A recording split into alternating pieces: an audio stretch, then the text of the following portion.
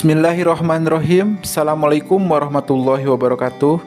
Alhamdulillahirrabbilalamin. Pada kesempatan kali ini berjumpa kembali di channel Usaha Hijrah TV.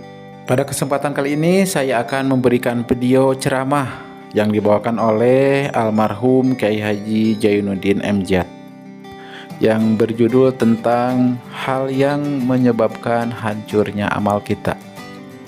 Untuk lebih jelasnya, silahkan simak videonya sampai selesai. Dan bagi Anda yang baru berkunjung ke channel ini, silahkan like dan subscribe ya, supaya channel ini bisa berkembang dan bisa bermanfaat lagi bagi banyak orang. Terima kasih, selamat menyaksikan. Turun malaikat Jibril, Muhammad, innallaha amaroni an uti'ak. Allah perintahkan saya datang menemuimu di sini untuk mendengar komandomu. Sekarang apa mau kamu? Kalau mau kau orang Taif yang melontari kau dengan batu hancur, saat ini saya angkat Jabal Uhud. Saya timpakan mereka biar mati semua. Bagaimana? Dalam keadaan terpojok, dilemparin batu, dikeroyokin, menghindar ke kebun anggur, turun Jibril nawarin bantuan. Apa jawab Nabi? Jangan Jibril. Jangan. Saya diutus bukan buat ngancurin orang. Saya ini rahmah bagi alam. Tapi kamu disambitin, biarin. Saya berjuang jangka panjang, Jibril. Kalau sekarang mereka ingkar, barangkali nanti anak-anaknya mau beriman. Saya tungguin anak. Kalau anaknya kafir lagi Muhammad, cucunya. Oh susah Muhammad, susah.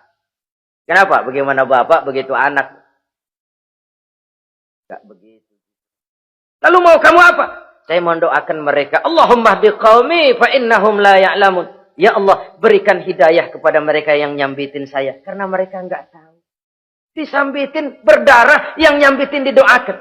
Pada satu sisi ini menunjukkan tingginya akhlak Nabi.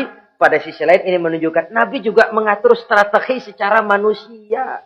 Tidak simsalabim. Tidak tercabut dari akar kenyataan. Padahal kita kalau lagi kepepet, ada yang nolongin, kan demen banget.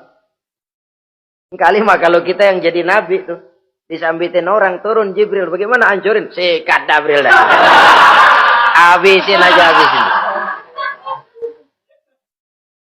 Hijrah ini usaha ikhtiar manusiawi. Perang kalah manusiawi. Putra tercinta wafat, berlinang air mata, manusiawi. Sakit, manusiawi. Padahal punya mukjizat. Tapi nggak ngandelin. Semua nabi juga gitu. Nabi Musa dikasih tongkat. Tapi berapa kali tuh tongkat dipakai? Waktu ngelawan tukang sihir. Waktu nyebrang di Lautan Merah. Itu aja. Selebihnya Nabi Musa berjuang secara manusia. Berusaha. Gak mentang-mentang punya mukjizat tongkat. Tiap dapat kesulitan. Awas tongkat.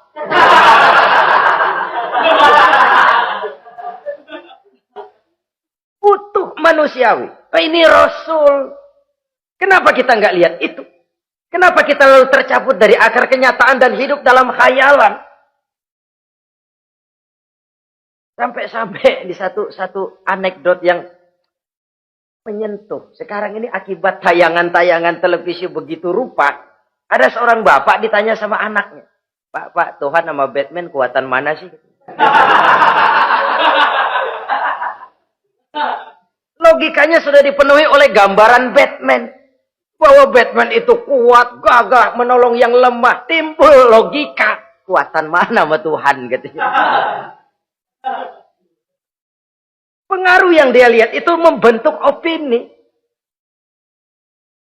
Sama juga sekarang coba lihat ibu-ibu. Kalau udah Cassandra, itu masakan ditinggal tuh angus di dapur. Angit tuh tempe juga. Saudara-saudara kaum muslimin, rahimakumullah. Begitulah yang kelima, yang bisa menghancurkan amal kalau orang terlalu panjang angan-angan. Hiduplah secara wajar, karena Islam memang agama yang wajar. Jangan melakukan sesuatu yang memang bukan makom kita di situ. Jangan melakukan sesuatu yang memang bukan posisi kita di situ. Kullun ya'mal ala syakilatih. Jangan minta ayam menggonggong. Jangan minta kambing mengeong. Bukan bagiannya, bukan bidangnya. Sama juga orang ngomong, apaan mubalik kerjanya ngomong doang. Sekarang kan zaman pembangunan, mana ada mubalik ngurus irigasi. Nah, kalau mubalik ngurus irigasi, apa lurah mau ngajar fikih? Jangan tercabut dari akar kenyataan. Toh, prinsip modern saja mengajarkan the right man on the right job. The right man on the right place. Orang harus ditempatkan sesuai dengan bidangnya. Jangan tercabut dari akar kenyataan. Inilah kita. Dan inilah yang harus kita lakukan. Hidup ini kenyataan. Hadapilah secara nyata. Perkara Allah mau membuat yang lain. Itu hak prerogatif Allah. Bukan urusan kita. Yang terakhir saudara. Yang keenam yang bisa menghancurkan amal kita. Wa zalimun la yantahi. Perbuatan zalim yang tidak sanggup dihentikan. Zalim kepada Allah. Zalim kepada makhluk atau zalim kepada diri sendiri. Ada orang zalim kepada Allah. Begini banyak nikmat yang diberikan Allah. Nggak sanggup dah kita ngitungnya. Dari bangun tidur sampai tidur lagi nikmat nggak pernah berhenti itu. Bahkan kita tidur sendiri. Sadar nggak kita waktu tidur nggak berdaya? Coba ketika kita ngorok pulas, andai kata kecoa 16 masuk ke kuping kita.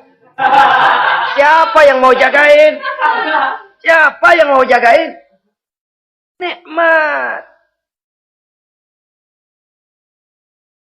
Belum pernah nikmat Allah berhenti.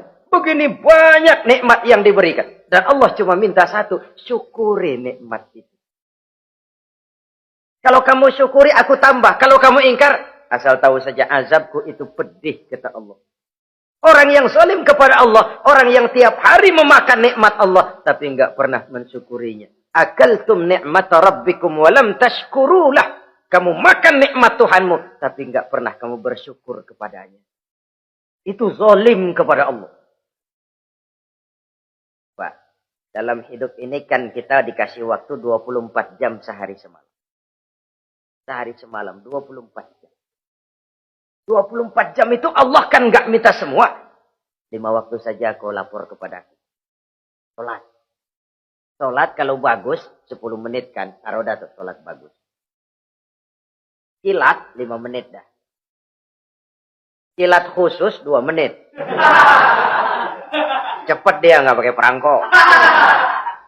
Taruhlah yang menengah kita ambil 5 menit. Kalau 5 waktu 5 kali 25, 5 kali 5 berarti 25 menit untuk lapor. Hei manusia, aku kasih kau hidup 24 jam. 25 menit kau lapor. Banyak yang berat.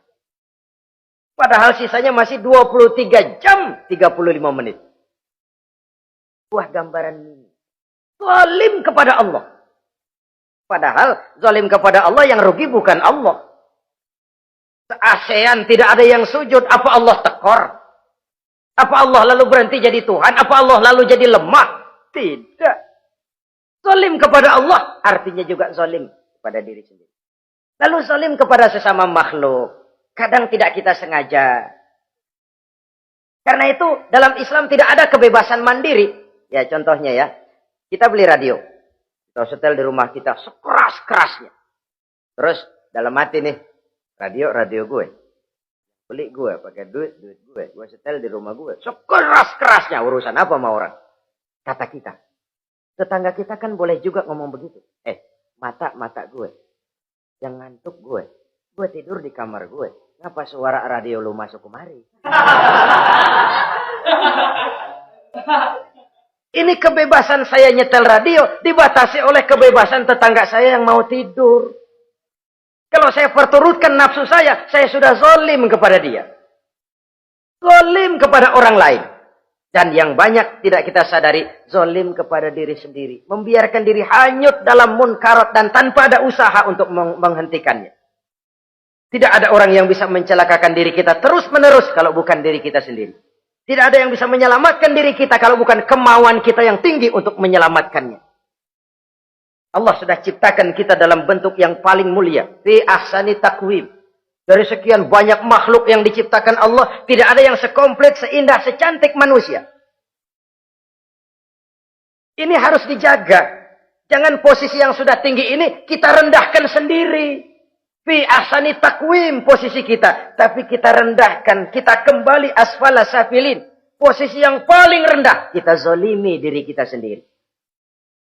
Karena itu, zolim kepada Allah, zolim kepada orang lain, zolim kepada diri sendiri, akarnya sama, mendatangkan kerugian. Dan bisa merusak amal yang sudah kita kerjakan.